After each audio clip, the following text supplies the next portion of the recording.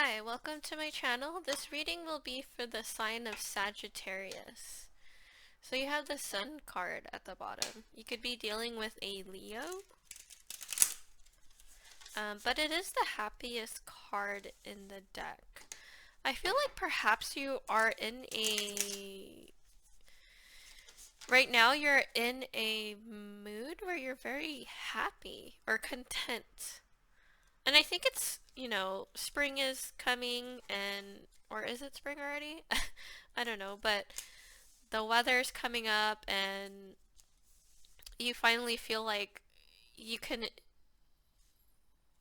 like winter's gone and spring's here, and I feel like you are happy at this moment. So you have the Ten of Wands, the World, Nine of Pentacles, the Wheel, and the Tower.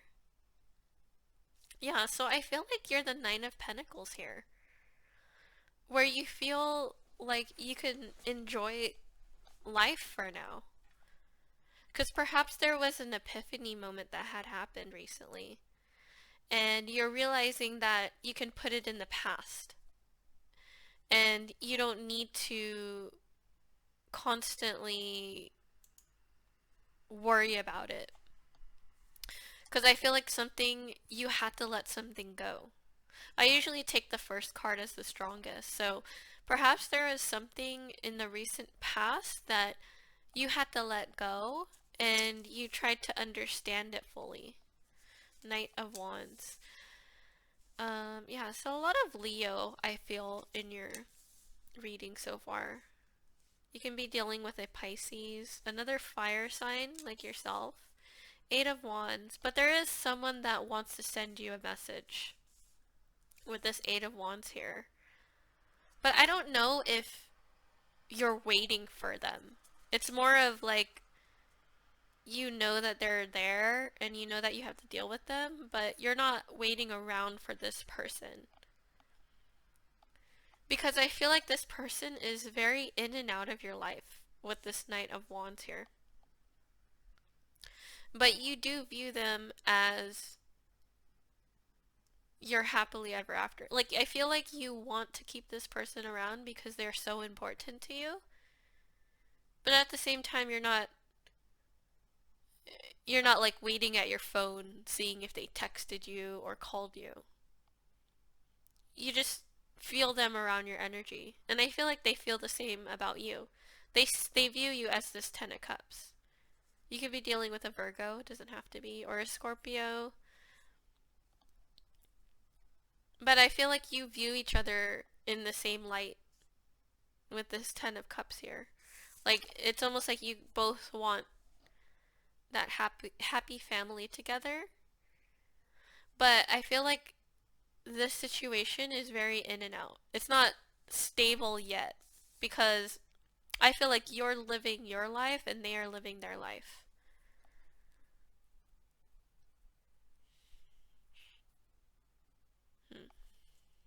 Let me grab some clarifications to get more detail on this situation, because it's not completely clear to me exactly, like, if there's an...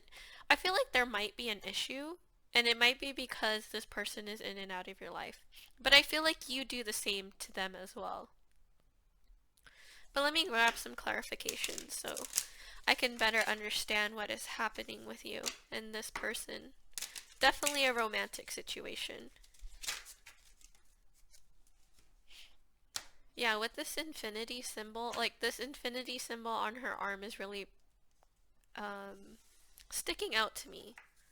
So I feel like you guys are bound in a very strong soul connection.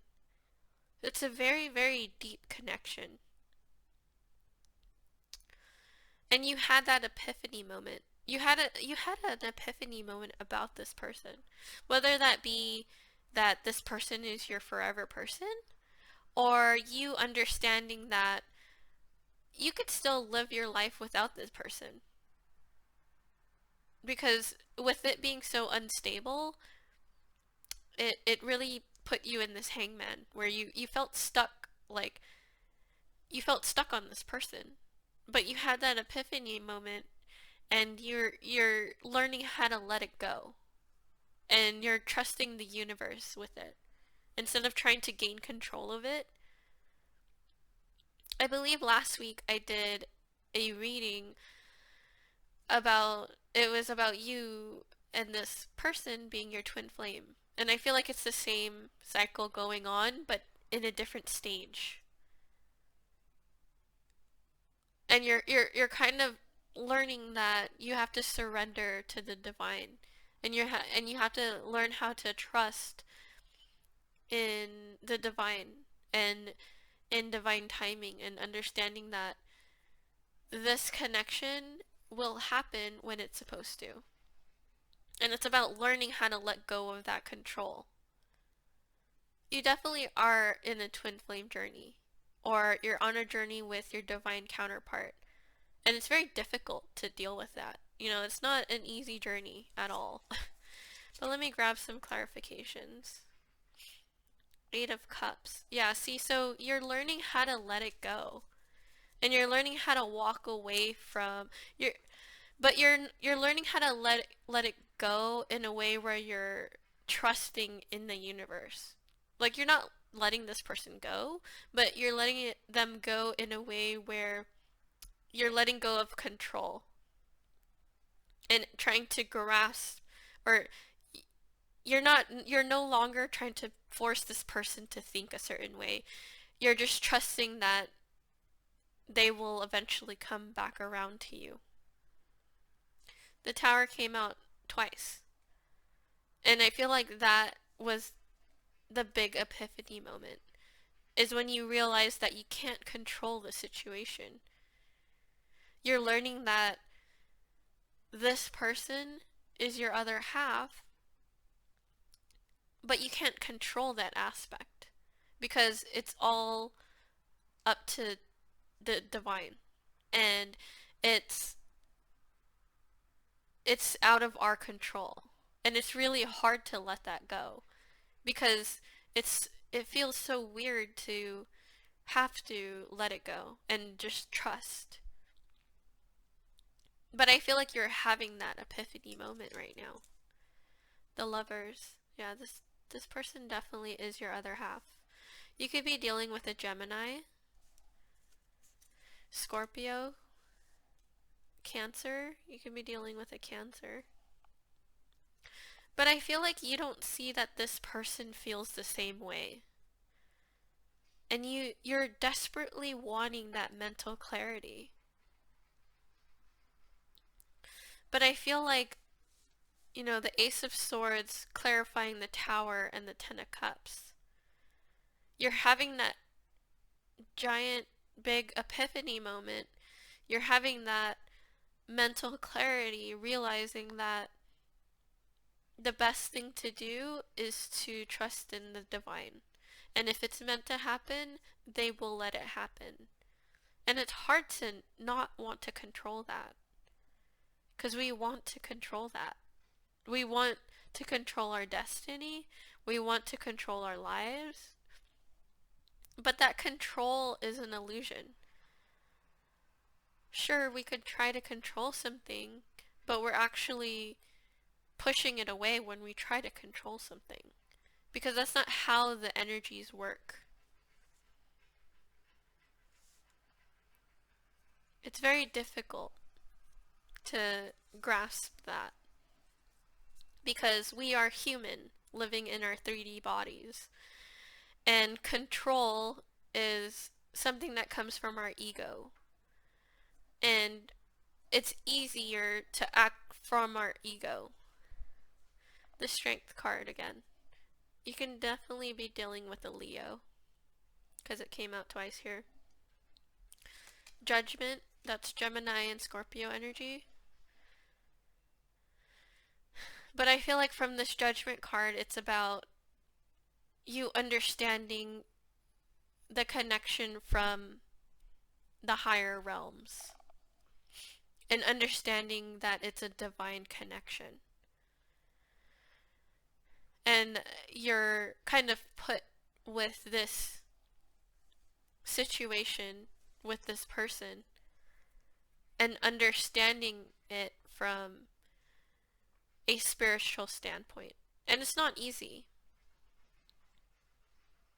when we're dealing with a strong soul tie like this.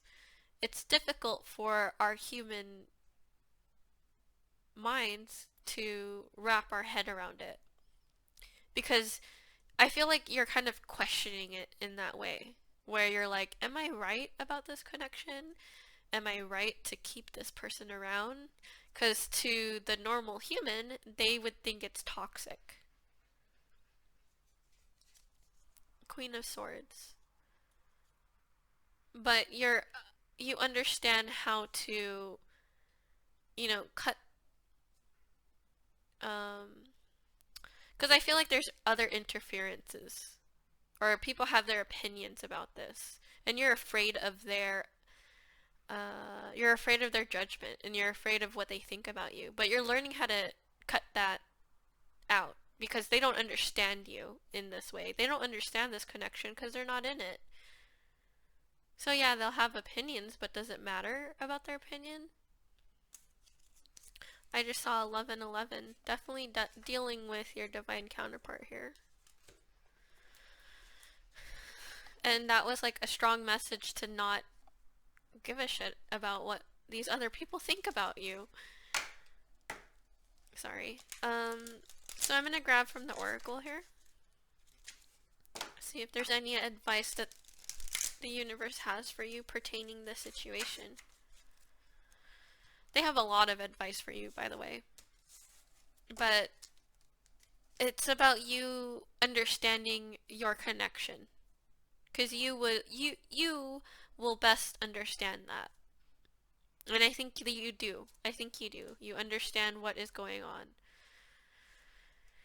And I was going to say keep to yourself. But then silence came out and snow. So it's like maybe keep silent about this connection because only you are going to understand your connection with this person. And I feel like your other half, your divine counterpart, they are kind of in silence as well. Or they have other people involved, I feel. But they are trying to keep silent about it because they don't want to talk too much about it because no one understands your connection better than you two. But I feel like it's a silent agreement between you two. Like you both know that this connection is very powerful and that you don't have to explain yourself.